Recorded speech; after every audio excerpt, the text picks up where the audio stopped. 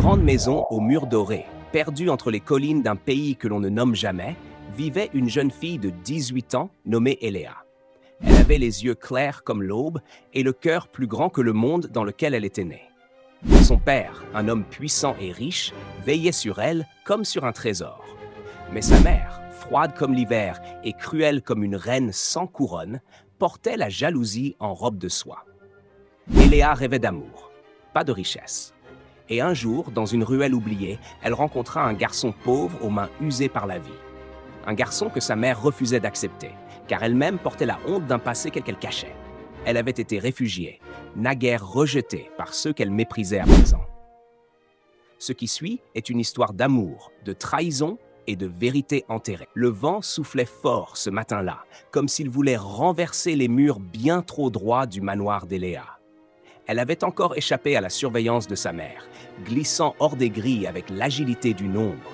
Vêtue d'un manteau simple et d'un foulard qui dissimulait sa chevelure dorée, elle se mêlait à la foule, là-bas, dans la ville basse où les rues étaient étroites et les rêves plus grands que les toits. C'est là qu'elle le vit pour la première fois. Il était assis sur les marches d'un vieux théâtre abandonné, une guitare posée sur les genoux, des notes fatiguées s'échappant de ses doigts.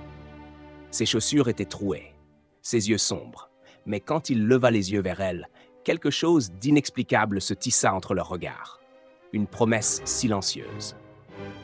Il s'appelait Nilo. « Tu viens du haut toit, dit-il d'un ton neutre, sans la quitter des yeux. Elle ne répondit pas. Elle n'avait pas besoin de parler. Elle voulait rester là, à l'écouter, à respirer une vie qui n'était pas la sienne. Chaque jour suivant, elle revenait. Parfois, elle lui apportait du pain volé aux cuisines du manoir. Parfois, rien que sa présence. Elle ne lui avait pas encore dit son nom, et lui non plus. C'était mieux ainsi. Le mystère était un luxe qu'ils partageaient dans leur pauvreté commune de vérité. Mais dans le grand salon du manoir, sa mère sentait déjà le mensonge. Une mère n'a pas besoin de preuves. Elle sent, elle devine. Et cette mère-là, Madame Séraphine, était prête à tout pour empêcher sa fille de suivre un chemin qu'elle connaissait trop bien. Un chemin qu'elle avait elle-même fui. Les jours passaient, et avec eux, le regard de Madame Séraphine devenait plus tranchant. Chaque mouvement d'Eléa, chaque silence trop long, chaque sourire qu'elle tentait de cacher sous ses foulards, éveillait un soupçon. Dans les couloirs dorés de la maison Selma, la méfiance se glissait comme une brume froide. Un soir, alors que le manoir s'endormait, Séraphine fit venir l'une des servantes. Une femme discrète, au regard fuyant, mais aux oreilles bien ouvertes.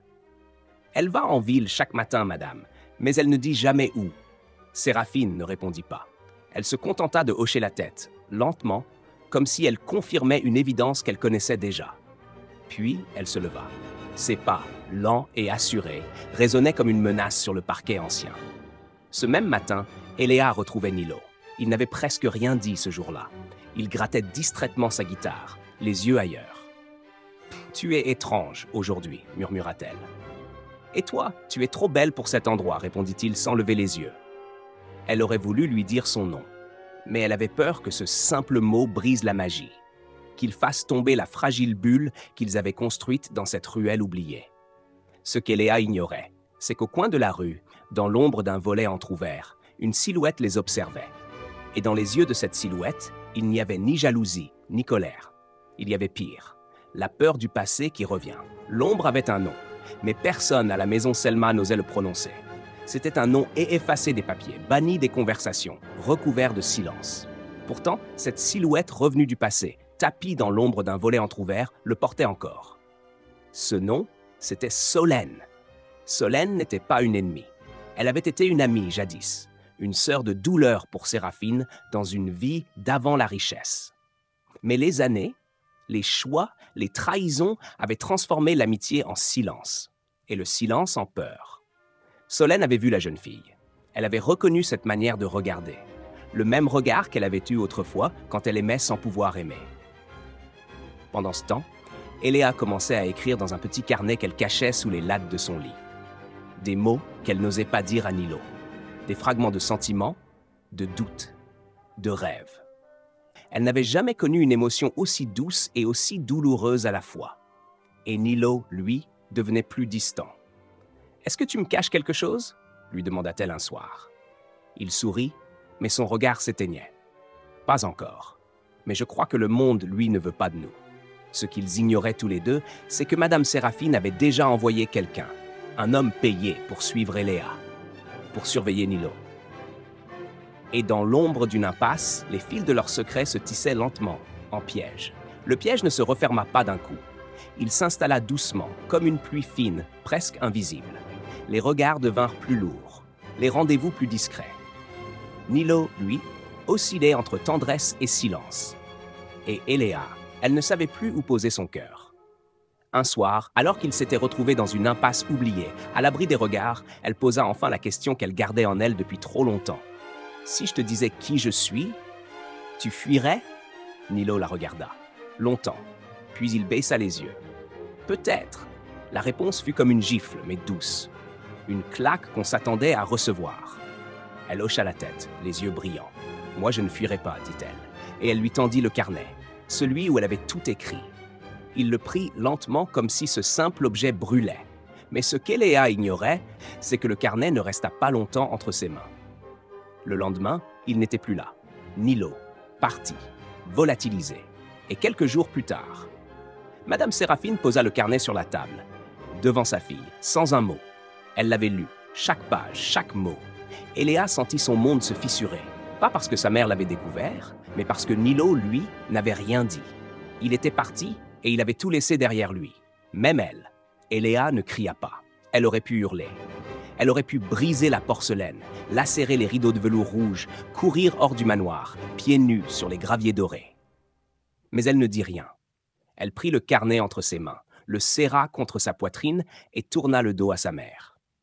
Ce soir-là, dans sa chambre, elle ne pleura même pas. Elle se contenta de rester là, assise sur le rebord de la fenêtre, les yeux perdus vers l'horizon. Le monde s'était rétréci, son cœur aussi.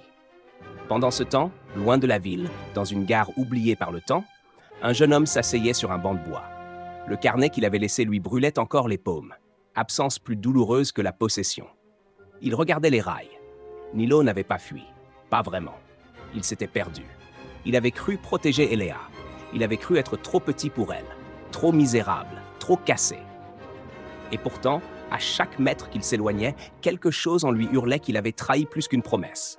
Il avait trahi un regard. Et dans l'ombre de la maison Selma, Solène savait que le silence n'allait pas suffire.